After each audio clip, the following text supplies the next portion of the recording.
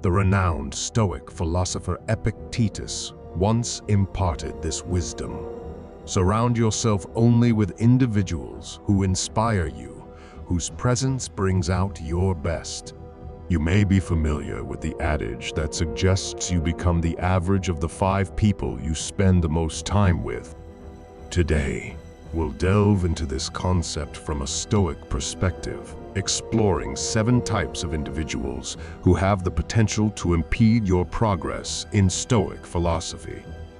We'll also discuss strategies for effectively navigating these complex relationships. Before we embark on this discussion, I kindly ask you to show your support by liking the video, as it aids me in continuing to propagate Stoic philosophy. If you haven't already, consider subscribing and enabling notifications to ensure you don't miss any future videos. Let's talk about the first type of person to avoid, the complainer. We've all encountered that friend, family member, or coworker who appears to discover faults in almost everything, be it the weather, their job, or even the cuisine at a popular restaurant. They seize every opportunity to vocalize their discontent.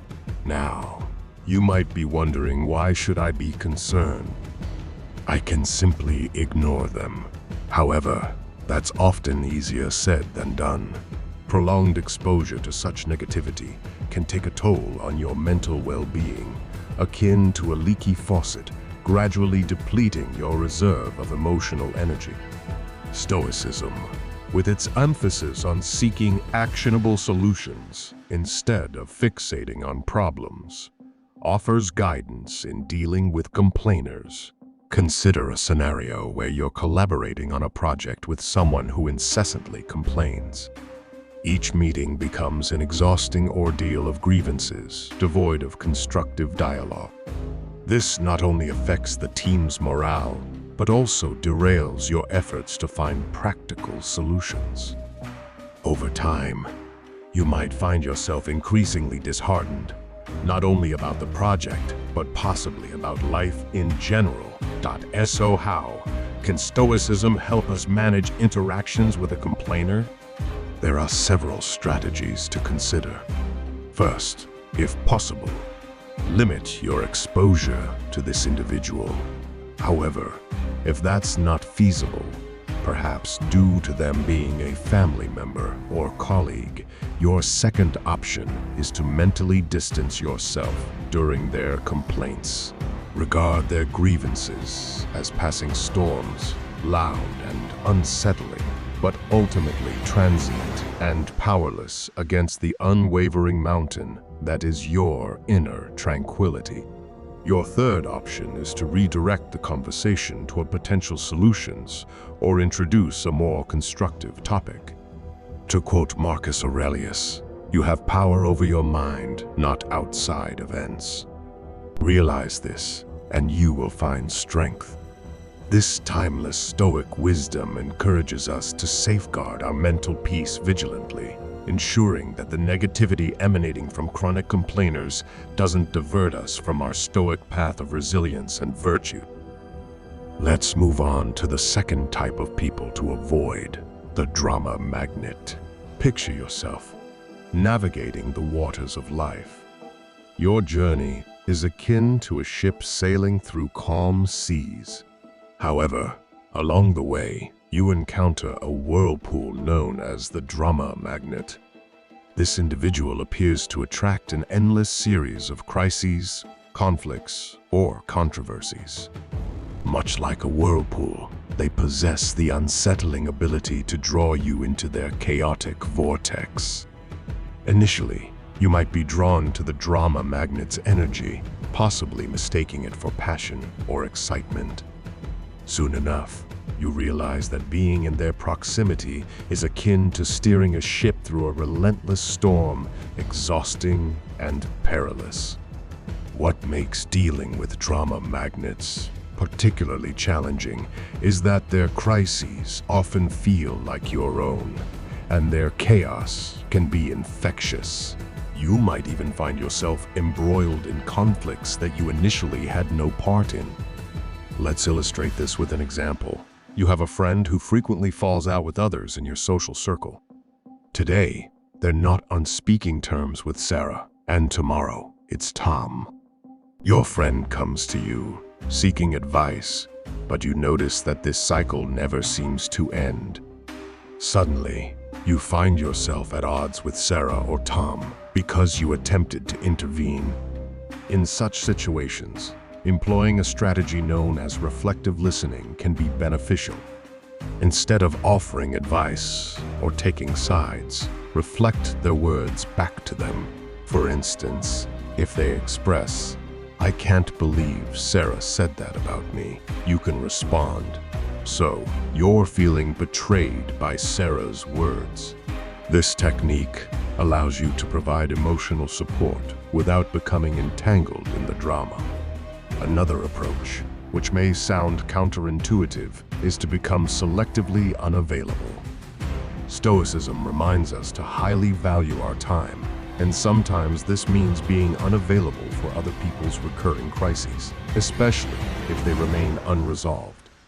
Consider turning off your phone during specific hours or creating focused periods dedicated solely to your work or personal development. Let it be known that during these times, you are not to be disturbed.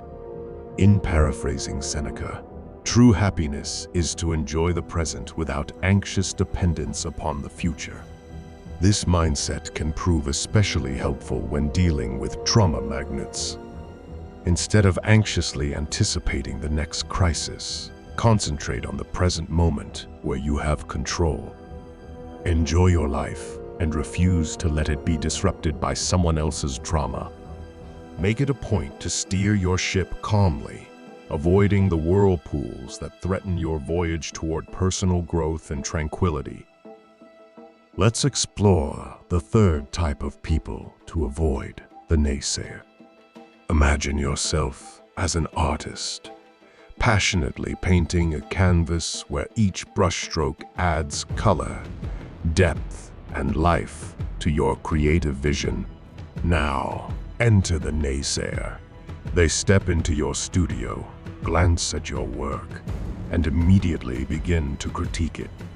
"Are you sure about that color? That doesn't look realistic." You know, most artists never make it. Their words act like strokes of gray paint, gradually dulling the vibrancy of your canvas. This isn't the usual constructive criticism that can be valuable for growth. Instead, it's a persistent aura of doubt and negativity that surrounds you. For instance, let's say you're excited about embarking on a new career path. You've conducted thorough research, sought advice from professionals in the field, and perhaps even taken preliminary courses. When you share your enthusiasm with the naysayer, they swiftly enumerate all the reasons why it won't work out. The market is too competitive. Do you have the necessary skills? What if you fail? Eventually, their doubts begin to feel like your own, and your once self-assured vision starts to waver. So how should you deal with a naysayer, especially if they happen to be someone close to you? One unconventional yet effective approach is to ask them for advice, rather than merely sharing your plans or aspirations. When people are positioned as advisors, they are less inclined to attack your ideas outright and are more likely to offer constructive feedback. Another method involves a technique known as positive confrontation. Instead of absorbing their negativity, challenge them to think of potential solutions. If they insist that you'll never successfully switch careers at this stage, counter with a thought-provoking question like, "What do you think someone could do to make a career change successfully?" This not only redirects the conversation away from negativity, but also encourages a more constructive dialogue. Remember the words of the Stoic philosopher Epictetus: "We have 2 ears and 1 mouth, so that we can listen twice as much as we speak." Listening doesn't imply absorbing everyone's negativity. It means discerning valuable input from mere noise. When the naysayers attempt to cloud your canvas with shades of doubt, take a step back, listen, reflect, and then continue painting your life with the colors that resonate with you. Don't allow anyone to turn your vibrant masterpiece into a dull gray landscape. Let's delve into the fourth type of people to avoid, the victim. Picture life as a game of chess, where each player starts with the same pieces and shares the common goal of checkmating their opponent's king. In this intricate game, players strategize, make calculated sacrifices, and take calculated risks to succeed. Now consider the victim. They approach life's challenges differently. Instead of taking responsibility for their moves, they blame the board, the pieces, or even their opponent for every misstep. In their eyes, they are perpetually in checkmate, not due to their choices, but because of external forces conspiring against them. Their narrative revolves around an unending tale of woe, casting themselves as the helpless protagonist. I can't get ahead in my job because my boss dislikes me, or I can't achieve fitness because I have unfavorable genetics. It's essential to recognize that some people genuinely face hardships and systemic issues. However, the victim we are discussing uses their circumstances as a permanent excuse, refusing to acknowledge their role or lack thereof in their situation. You may find yourself ensnared in their storyline, possibly as the supporting character constantly coming to their rescue. Imagine spending countless hours listening to a friend attribute their string of failed relationships solely to their ex-partners. Not only does this consume your time, but it can also subtly influence you to adopt a similar victim mindset in your own life. So how do you navigate a relationship with a victim? While it may be tempting to play the role of their savior, offering endless advice and emotional support, the Stoics would advise caution. They recommend establishing firm boundaries to safeguard your mental well-being. Employ a technique known as compassionate detachment. Show empathy and kindness, but refrain from attempting to solve their problems. Offer a listening ear without becoming their perpetual problem solver. As Marcus Aurelius once wisely stated, the best revenge is to be unlike him who performed the injustice. If you find yourself getting pulled into the victim's narrative, resist the urge to become one yourself. Take control of your own game board. Make your moves strategically. And remember that in the chess game of life, perpetual checkmate is often a choice rather than a destiny. Keep your pieces moving forward. Be willing to make strategic sacrifices when necessary, and play not for revenge or pity, but for personal growth and wisdom. Let's explore the fifth type of people to be cautious of, the toxic positivist. You're likely familiar with this person. They radiate boundless optimism, rainbows, and an incessant stream of emojis. They are quick to tell you to just be happy when you're facing challenging times, casually brushing off your feelings and experiences with a breezy wave of glittery positivity. Think of your life as a garden. It comprises not only beautiful flowers, but also weeds and pests. However, the toxic positivist insists on disregarding anything that isn't a blossoming rose. If you happen to mention aphids on your leaves, they'll respond with, "Just focus on the flowers. Don't let negativity into your garden." While their intentions may be uplifting, their approach can leave you feeling invalidated and detached from the reality of life's complexities. Imagine you're grappling with a painful breakup, a situation that has left you feeling sad, confused, and in need of emotional balance. The toxic positivist's response might be along the lines of, "There are plenty of fish in the sea. Just smile and be happy." This type of excessive positivity disregards the depth of human emotion and the challenges that life can throw our way. So, how do you tend to your emotional garden without allowing the toxic positivist to trample it with their unwavering focus on good vibes only? One effective strategy is to engage them in a discussion that embraces both light and shadow. When they suggest looking on the bright side, you can respond by acknowledging your gratitude for your health, while also recognizing your valid feelings of sadness or upset. Another valuable approach involves cultivating emotional granularity, which means developing the ability to feel and distinguish between a wide array of emotions, both positive and negative. When the toxic positivist encourages you to just be happy, take a moment to acknowledge and label your nuanced feelings. For instance, saying, "I'm feeling a bit melancholic today due to XC, and that's okay," can be a liberating affirmation. Referencing Stoic wisdom, Seneca once said, "True happiness is to understand our duties toward God and man, to enjoy the present without anxious dependence upon the future." Notice the balance here, understanding duties that aren't always pleasant and enjoying the present.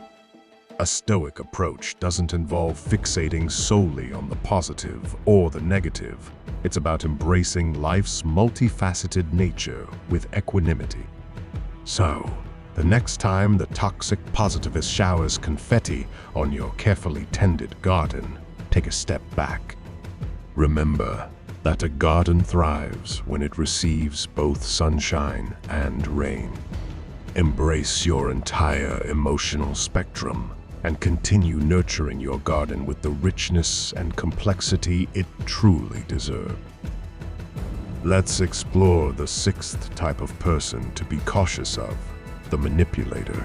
Picture your life as a movie script where you're the main character, and you have a clear vision of how your story should unfold to twists, allies, mentors, and the final act. Now, imagine the manipulator as the shadowy producer who subtly rewrites your script without your awareness, leading your storyline astray. The manipulator is a master of emotional and psychological maneuvering. They might employ tactics like flattery, guilt trips, or even deceit to steer you in a direction that benefits them. Perhaps you have a friend who consistently persuades you to cover dinner expenses by saying, "You know, I've been having a rough month, and you're so successful, it wouldn't mean much to you, but it would make my day better." Over time, you realize your generosity has been taken advantage of, but confronting them feels uncomfortable because they framed it as a favor to a friend in need. Dealing with a manipulator can be challenging. One effective method is called talking. This technique involves agreeing with any truths in the manipulator's statements, but refusing to be swayed by emotional coercion. For instance, if they say, "You're so successful, you should cover dinner," you could respond with, "You're right that I've been doing well, but let's split the bill as we usually do." Another approach is to establish clear boundaries and assertively enforce them. If the manipulator wants to borrow money or push you into tasks you're uncomfortable with, learn to say no while maintaining a calm tone and clear communication, such as, "I can't lend money, but I'm here to offer emotional support." Drawing inspiration from Stoic wisdom, particularly the teachings of Epictetus, who warned that we cannot choose our external circumstances, but can always choose how we respond to them. The manipulator thrives on your predictable reactions, manipulating your kindness, guilt, or desire for approval. By choosing to respond differently, You regain control of your script.so. If you discover a manipulator in your life, remember that you hold the pen. Your storyline is yours to write. And while the cast may include a variety of characters, the protagonist's journey, your journey, should always be guided by your values and decisions. Reclaim your script and don't allow anyone to manipulate your life's narrative. Let's delve into the 7th type of person to be cautious of, the time vampire. Imagine your daily routine as a carefully composed symphony, with each instrument representing a task or commitment coming together to create a harmonious balance. However, the time vampire disrupts this symphony, screeching off key, drowning out your melody, and turning your beautifully composed music into discordant noise. The time vampire isn't necessarily malicious. In fact, they may appear quite benign. It could be a colleague who consistently interrupts you with trivial questions, fragmenting your productive workday. Or perhaps it's a friend who invites you to numerous social events that don't interest you, leaving you obligated to attend and draining your time and energy. These interactions may seem inconsequential individually, but their cumulative effect can be profoundly disruptive. So, how can you protect your symphony from being ruined by a time vampire? One effective strategy is the Pomodoro technique, a time management method that involves breaking your work into intervals, typically 25 minutes, separated by short breaks.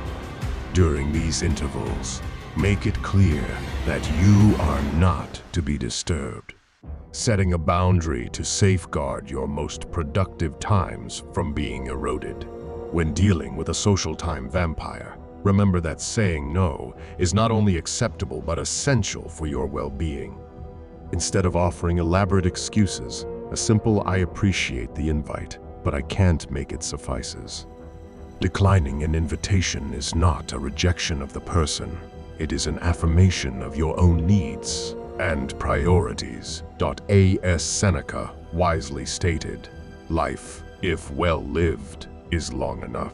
Stoicism teaches us that time is one of our most precious resources, one that should be allocated wisely. It is the canvas upon which we paint the portrait of our lives, and we must be highly selective about who and what deserves our attention. In the grand composition of your life, ensure that each note, each instrument, each melody aligns with your greater purpose. Do not allow the cacophonous intrusion of a time vampire to throw your symphony into disarray. Hold the baton firmly and conduct your life with purpose, ensuring that every moment is a note well played in your harmonious masterpiece.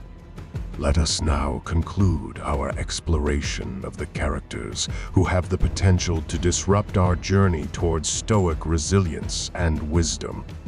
However, let us not forget that self-awareness is of utmost importance.